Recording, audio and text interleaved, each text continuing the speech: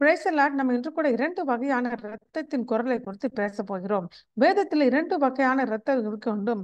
அந்த 2 வகையான இரத்தம் 2 வகையான குரலை எழுப்புகிறதாக வேதம் சொல்லுகிறது.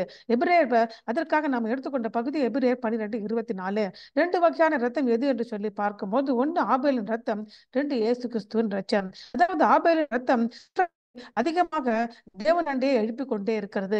ஆனால் மற்றொன்று இயேசுவின் ரத்தம், அது குணமாக்குகிற ரத்தம். அந்த ஆபேலின் ரத்தத்தை சிந்தினது யார் என்று சொல்லி பார்க்கும்போது, அவன் சகோதரனுடைய காயம் அவன் கொன்று விடுகிறான். அப்பொழுது தேவன் அவனை கொண்டு கேட்கிறாரு, நீ என்ன செய்தாய்? உன் சகோதரனுடைய ரத்தத்தின் சத்தம் பூமியிலிருந்து என்னை நோக்கி கூப்பிடுகிறது என்று சொன்னார். ஆனால் அதே இயேசு கிறிஸ்து ரத்தமோ, அவருடைய குமாரனாக இயேசு கிறிஸ்து ரத்தம் சகல பாவங்களை நீக்கி நம்மை சுத்திகரிக்கும். நம்முடைய பாவங்களை நம்ம அறிக்கையிட்டால் பாவங்களை நம்மை மன்னித்து எல்லா அநியாயத்தை நீக்கி நம்மை சுத்திகரிப்பதற்கு அவர் உண்மையும் நீதி உள்ளவராக இருக்கிறார். அதனால எந்த ரத்தத்தை நோக்கி நீங்க போகிறீங்க? நீங்க பாவிகளாக இருக்கும்போது காயினுடைய வழியிலே நடந்தீங்கன்னா, ஆபேலின் ரத்தம் எப்படியாக காயினை கொடுத்து குற்றப்படுத்தியதோ அப்படியாக உங்களை கொடுத்து உங்களுடைய பாவத்தின் ரத்தம் உங்களை நோக்கி உங்களுக்கு எதிராக தேவனை நோக்கி குற்றமாக அபயமிடும். ஆனால் நீங்களோ இயேசு கிறிஸ்துவின் ரத்த தண்டனை வந்து நீங்க உங்கள் பாவத்தை அந்த ரத்தம் உங்களை சுத்திகரித்து சுகமளிப்பதாக இருக்கிறது. ஏன் என்று சொல்லி பார்க்கும் பொழுது, அப்போ காயினானவன் தன்னுடைய சகோதரனுடைய ரத்தத்தை சிந்தியதனால சபிக்கப்பட்டான். அது மாத்திரமல்ல, அந்த பூமியும் அவனுக்காக சபிக்கப்பட்டு விட்டது. சபிக்கப்பட்டது மாத்திரமல்லாமல் அவன் தேவனுடைய சமூகத்தை விட்டு கடந்து போக வேண்டியதாக விட்டது. அதனால யூதா 4 அதிகாரம் என்ன சொல்லுகிறது? கர்த்தராகிய இயேசு கிறிஸ்துவை மறுதலிக்க பக்தியற்ற சிலர் பக்க வழியாக நினைந்திருக்கார்கள். இவர் காயினுடைய வழியில நடந்து பாவத்திற்குள்ளாகி கெட்டு போனார்கள்.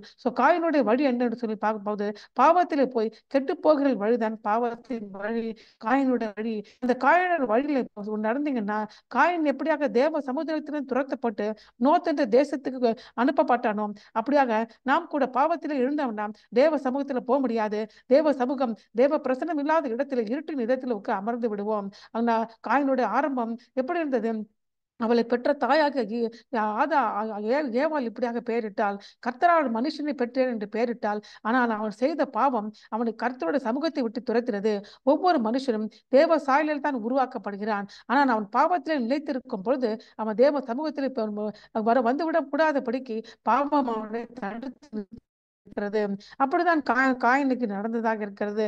ஆனால் நாமனோ எபிரேயர் 12:24 படியாக புதிய உடன்படி மத்தியஸ்தராகி இயேசு கொடுத்திருக்கும் ஆபேலோட ரத்தம் பேசினதை பார்க்கும் நன்மையானதை பேசுகிற ரத்தமாக தெளிக்கப்பட்ட ரத்தத்திலிருந்து வந்து சேர்ந்தீர்கள். அப்படியாக நீங்க தெளிக்கப்பட்ட இயேசு கிறிஸ்து ரத்தத்தில் வந்தீங்கன்னா, அப்போ ஆபேல் ரத்தம் உங்களுக்கு எதிராக எவ்வளவுதான் பேசினாலும், ஆனால் தெளிக்கப்பட்ட ரத்தமாக இயேசு கிறிஸ்து ரத்தம் உங்கள் சகல பாவங்களை நீக்கி உங்களை சுத்திகரிப்பதாக இருக்கிறது. அப்போ காயின் யாரு, ஆபேல் யார் என்று சொல்லி பார்க்கும்போது, இந்த இருவரும் 2 விதமான வழிபாட்டு முறையை பயன்படுத்தினவர்களாக இருக்கிறாங்க. காயினுடைய காணிக்கை தேவன் நிராகரித்தார். ஏனென்றால் அவனுடைய சுபாவம் சரியாக இல்லை.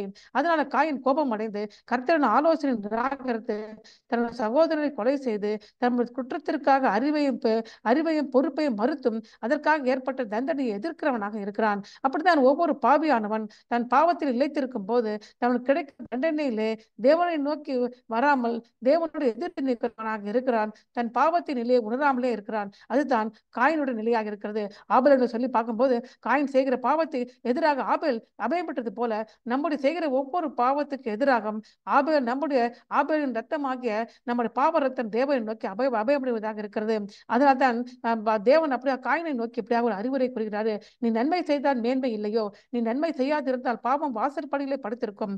அவன் ஆசை உன்னை பற்றி இருக்கும். சொல்கிறாரு. அப்போ அப்படி சொல்லி பார்க்கும்போது காயினுடைய பலியை ஆண்டவர் ஏற்றுக்கொள்ளாதனால மிகவும் கோபம் அடைந்தவன் இருக்கிறான். அப்ப ஆண்டவர் அவன்கிட்ட வந்து பேசுறார். என்ன பேசுறாருன்னா, பாவம் என்கிற சாத்தானின் வித்து உன் வாசப்படியில படுத்திருக்கு. நீங்க அவனுக்கு கோபத்தினால் அவனுக்கு இடம் கொடுத்து விட்டா என்றால் அது உன்னை மேற்கொண்டு விடும். நீ அதுக்கு இடம் கொடுக்கவில்லை என்றால் அந்த பாவத்தை ஆண்டு கொள்ளலாம், அது உன்னை மேற்கொள்ளாது. அதனால ரொம்ப ஜாக்கிரதையாரு, கோவப்படாதே, பாவம் உன்னை மேற்கொள்ளாது, ஜாக்கிரதையாரு என்று சொல்கிறாரு. அப்போ பாவம் உன் மிருகமாக வாசலில் படுக்கையிலே படுத்துக் கொண்டிருக்கும். அது காயினை குத்த தயாராக இருக்கிறது. காயினின் கோபம் அதற்கு வழிவிடுவதாக அமைந்து விடுகிறது. நம்முடைய வாழ்க்கையில அப்படித்தான் பாவமானது எப்பொழுது நம்மளை பிடுங்கி திங்கலாம் என்று சொல்லி நம்மளை வாசப்படியில சிங்கத்தை போல படுத்து தூங்கிக் கொண்டே இருக்கிறது. நாம் அதுக்கு இடம் கொடுக்கும் போது அது நம்மளை ஆண்டு கொள்வதாக இருக்கிறது. அப்படித்தான் காயின் அதற்கு இடம் கொடுத்து விட்டான். அதனால் தான் நம்ம பார்க்கும் பொழுது அதனால நம்ம என்ன செய்ய வேண்டிய எந்த நேரத்துல இயேசு கிறிஸ்து சொன்னது போல ஒருவர் ஒரு அன்பு கூற வேண்டும். நாம் ஒருவர் ஒருவர் அன்பு கூற வேண்டும் என்பது நீங்கள் ஆதி முதல் கேள்விப்பட்ட விசேஷமா இருக்கிறது. பொல்லாங்கான உண்டாயிருக்கிறது. தன் சகோதரனை கொலை செய்து காயினை போல் இருக்க வேண்டாம். அவன் எதிர்த்து அவனை கொலை செய்தான். தன் கிரியைகள் பொல்லாதவைகளும் தன் சகோதரனுடைய கிரியைகள் நீதியுள்ளமா இருக்கிறதால் அல்லவா. ஆபேல் எதை குறிக்கிறது? நீதியை குறிப்பிடுகிறது. காயின் எதை குறிக்கிறது? பொல்லாங்கை குறிக்கிறது. அப்படியாக நீங்க பார்க்கும்போது இந்த காயின் செய்த பாவம் ஆதாம் ஏவாள் செய்த பாவம் ஒன்றோடு ஒன்று இணைந்து போவதாக இருக்கிறது. காயின் ஆகிய தீர்ப்புக்கு பிறகு தன்னை மறைத்துக் கொண்டு ஓடி போய்விட்டான். அதான் ஆதாமும் ஏவாளும் பாவம் செய்த பிறகு தங்களை மறைத்துக் கொண்டார் தேவ சமூகத்திலிருந்து. காயின் நிலத்தின் கனியினால் ஒரு காணிக்கை கொண்டு வந்து தேவனுக்கு செலுத்தினான். அப்படியாக ஏவாளும் கனியினால் சாப்பிட்டு தன்னை தன்னை தானே வஞ்சித்ததும் அல்லாமல் தன்னுடைய ஆபேலும் வஞ்சிக்கப்பட்டான். காயின் பாவத்திற்கு முன்னும் காயின் பாவம் செய்வதற்கு முன்னும் பின்னும் தேவன் அவனை விசாரித்து பாவம் செய்யாதபடிக்கு முதலாவது சொன்னாரு. பாவம் செய்த பிறகு பாவத்தை ஒத்துக்கொள் என்று சொன்னாரு. அப்படியாக தேவன் ஆதாம் ஏவாள் வீழ்ச்சி அடைந்த அவர்களை விசாரித்து பாவத்திலிருந்து வெளியே வருவதற்காக ஒரு வழியை வைக்கிறாரு. அப்படிதான் காயினு கூட ஒரு வழியை கிருபையை காண்பிச்சு உன்னுடைய பாவம் உன்னை கொலை செய்யாது, ஆண்டவர் உன்னை பாதுகாப்பான இடத்துல வைப்பார் என்று சொல்லி ஒரு பாதுகாப்பை கொடுப்பதாக இருக்கிறது. ஆபேல் ரத்தம் காயனுக்கு எதிராக கூக்குரல் இருந்தது. அதே மாதிரி வீழ்ச்சி அடைந்த ஜனங்கள் ஆதாமின் ஏவாளும் தன்னை மறைத்துக் கொண்ட போது தேவனாக கர்த்தரின் குரல் தோட்டத்தில் கேட்கப்பட்டு கொண்டே இருந்தது.